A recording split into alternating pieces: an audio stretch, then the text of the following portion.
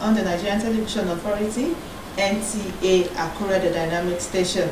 This is the program where we highlight and discuss issues in the society with the aim of informing, educating, and providing solutions to this issue. I am Abiola Ario. It's good to have you join us on the program this evening.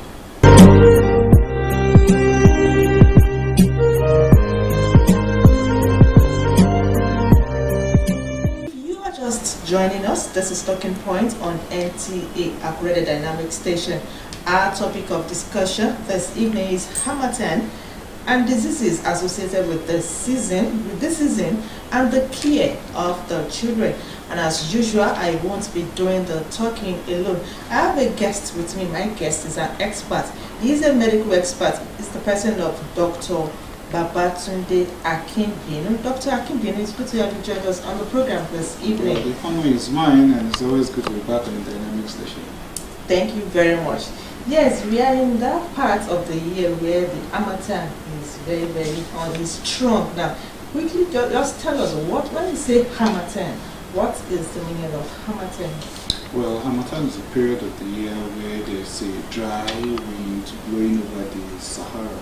The Sahara Desert is just on the north of Africa, just north of Nigeria, and it spreads all the way through West Africa and goes all the way down to the Gulf of Guinea, And in such periods there are drier winds that can be cold, but are of course essentially dry, and of course a lot of dust, and that usually takes place in the second half of the year to the early part of the first half of the year. So that's somewhere from October or mid-November all the way to February, depending on what it looks like. So Harmattan is a little synonymous with winter in the temperate region. So this tells us about.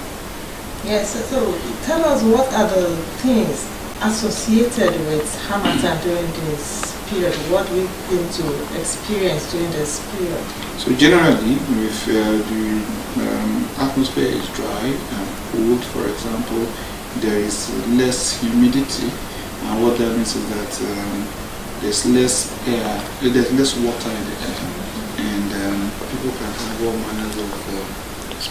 have all manners of situations that are associated with such.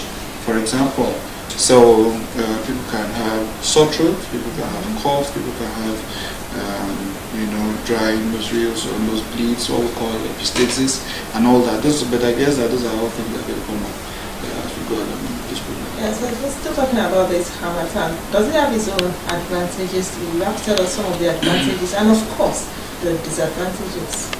Okay, for everything that has an advantage, are disadvantages. So, of course, during the Harmattan, for example, clothes dry faster. For example, because that's when they are air dried. During daytime, and if you are not flying, all right, you can probably see longer distances because there is less mist and air. Water in the air. So there are some advantages in that regard. For people who don't have their baths regularly for whatever reason, you probably wouldn't ooze as badly as when it's not during Harmattan. So one or two advantages here and there, and of course there are not a lot of rains too. Alright, so when there are no rains, you can dry your farm produce. So people have plantain, people have things to air dry, plantain, pepper, maize, whatever it is, that can dry a little bit because the air is dry, and all that. So there are a number of advantages to the Harmattan season. You are not worried about having to carry an umbrella, for example, or the stillness period, But what are the disadvantages? Of course, the dry season, for example, you need to drink more water. You can easily get dehydrated. You can have nosebleeds. You can have sore throat. It's all because there's less water. So the body you need to drink more water. Some people, with nosebleeds, yes. And then, of course, you have to pay more attention. You can also develop common colds, especially as the nights can be colder, during the Harmattan and all that. So there are a few challenges about that, During the Harmattan, for example, if we're dealing with airborne diseases, for example, with dry air, there can be its own challenges here and there. But I guess it comes to the season. The rainy season is wonderful. Harmattan will move. And there are parts of the world where people have 4 different seasons and deal with all manners of nature. So Harmattan and rainy season, so we enjoy it, I guess. Let's talk about the diseases associated with this season. Tell us some of the diseases. So I think that particularly diseases, and we must break it down. It's just what are associated with the weather conditions in Harmattan. So the Harmattan, less water available means you have to drink more water in order to stay hydrated. And so what happens when that happens? You have less hydration, you need to drink more water, your nasal linings can dry up a lot easier, and with that you can have breakages in the little arteries at the ends of the nose, so people can have nosebleeds, for example. People who don't drink enough water, because we tell people to drink 2 to 3 liters of water daily and all that, they're not taking that, and you are losing more water, for example, and that's an extreme case I want to mention, although there are no studies to absolutely link it just yet. But people who are on the borderline of kidney injury, for example, you have to be more careful. We say drink a lot of water, it helps the kidneys and all that. So those are all things that can happen. You can have sore throats, for example, because yet still you're taking dry air, you are not, as it is, you are not getting enough moisture for the pharynx and the larynx, where phonation and all of that comes up.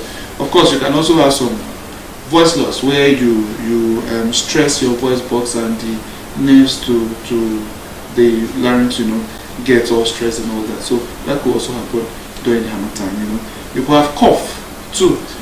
All these things are all related with drier air and the environment in the period. But I guess those are things we'll be used to for a very long time. And they are not majorly diseases. They are just things that are a little more common during the season. Not like the season causes diseases of its own. Of course, people can then, if they expose themselves to, and they're not protecting themselves from the cold, for example. There are a lot of night activity in December, for example. So people, for religious reason, when I was younger, went to church, night nativity service in Catholic church and all that.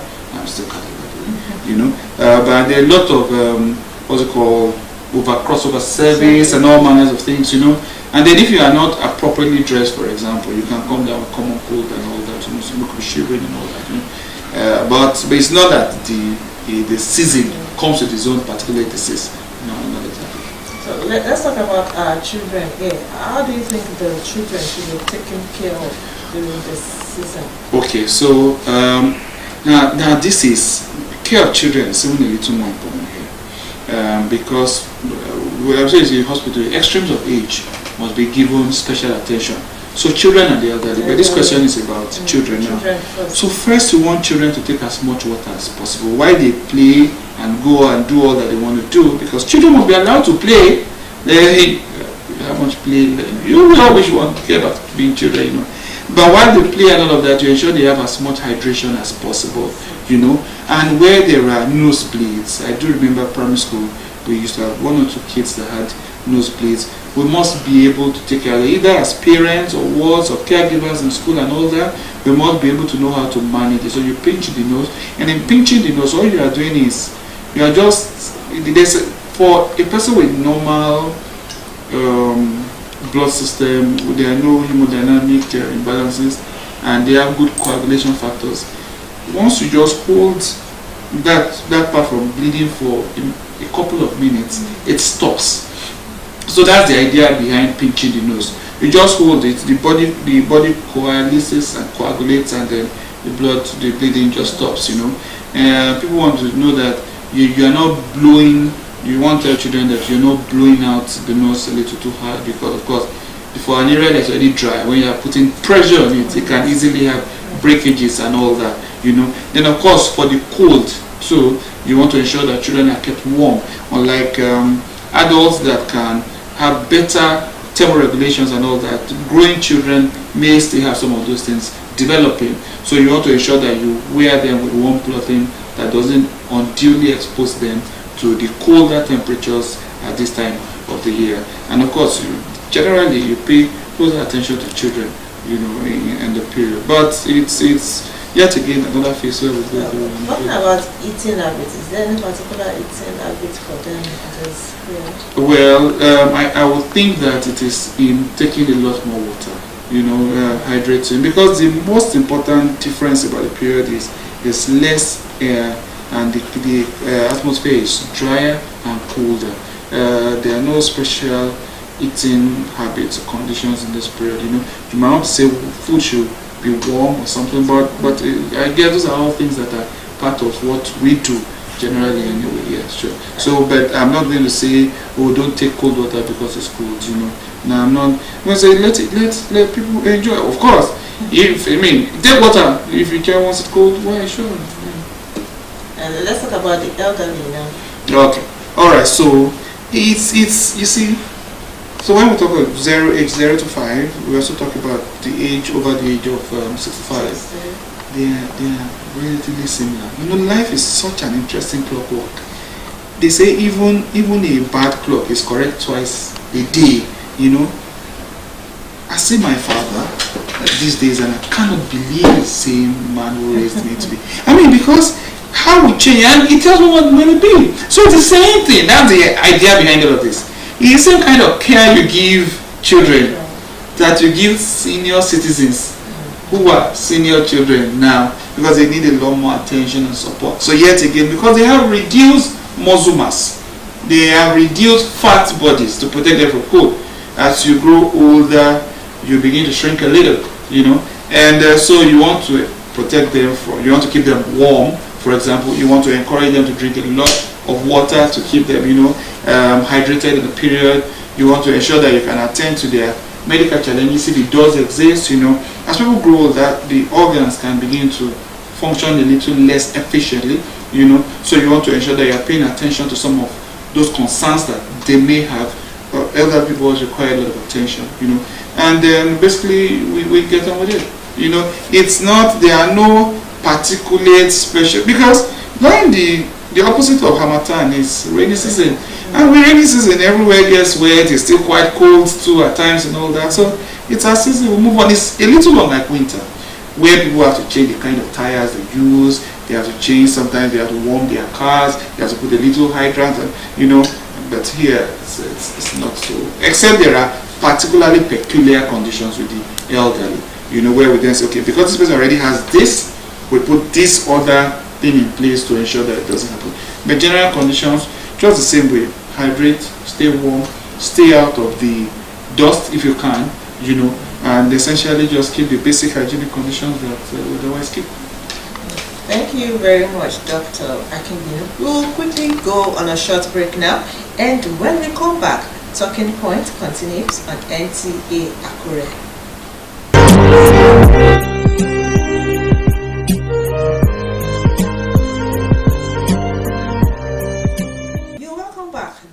Talking Point on the Nigerian Television Authority, Nta Akure, the dynamic station. Our topic of discussion so far has been the Harmattan season and the diseases associated with the season, and of course the care of the children during the season. And my guest has been a medical expert. He is the person of Dr. Babatunde Akinbinu. Still talking about this Harmattan. How do we as individuals stay healthy during this season? So same thing we're talking all over again. In staying healthy, please take a lot of water. Look, without Harmattan, take a lot of water. During Harmattan, pay attention to a little water. Now, this is it. The convenient drinks we take that are carbonated, soft drinks, tend to dehydrate us. Oh yeah, because they contain a lot of sugar, and then you pass more water out from the body, so you have to drink even more. The point is, during Harmattan, ensure that you don't stay thirsty. You don't stay thirsty. Drink water on need. Sometimes you may have to even drink water on want basis, because you are not getting it from the atmosphere, but of course you may not sweat as much as during the rainy season, where it may be a little more humid. Here, the this thing is cold, yes. The environment, the air is cold, but there's less air in it. So depending on what you're doing, you know, you may sweat, you may not sweat, depending on what it is, but it's less humid condition, you know. So to stay healthy, please take a little water and continue to do every other thing you otherwise do. So we can't substitute Coke with this water. Now that's a brand. That's a brand, and I guess the Coca-Cola company would not want to have that. But then, because the truth is, I remember my mom used to run that business, and the sales, even for us when we were younger, was higher, you know, during this season, because it's dry season. People want to drink more, you know. Whatever you are drinking, just ensure you take a lot of fluid. Basically, that's what's important. Just ensure you take a lot of fluid, you know, because if you pass out, if you take high sugar containing solution, for example, you pass out more urine, for example. As long as you are replenishing it, it's now a different thing if you have diabetes or something, you know. So it's the same thing whether it's alcohol or non-alcoholic. It's the same base very many times.